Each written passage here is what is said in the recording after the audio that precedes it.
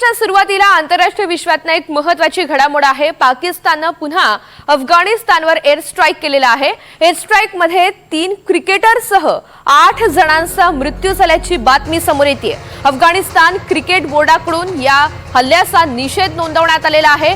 पाकिस्तानसोबत T20 series न खेळण्याचा निर्णय सुद्धा जाहीर करण्यात आलाय। पाकिस्तानचं शेपूट वाकडं ते वाकडंच असं म्हणावं लागेल, कारण युद्धबंदीचा निर्णय घेतल्यानंतर सुद्धा पाकिस्तानने अफगाणिस्तानवर एअर स्ट्राईक केलाय, ज्यामध्ये 3 क्रिकेटपटूंसह 8 जणांचा दुर्दैवी मृत्यू झालाय।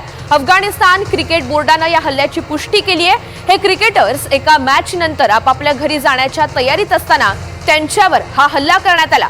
मारले गेलेले सर्व क्रिकेटर्स हे क्लब लेवलचे क्रिकेटपटू होते। पाकिस्तानच्या या हल्ल्याचा अफगाणिस्तान क्रिकेट बोर्डाने निषेध केलाय। एवढंच नाही तर नोव्हेंबर अखेरीस होणाऱ्या पाकिस्तान सोबतच्या T20 सिरीजमध्ये सुद्धा सहभागी होण्यास नकार दिलाय।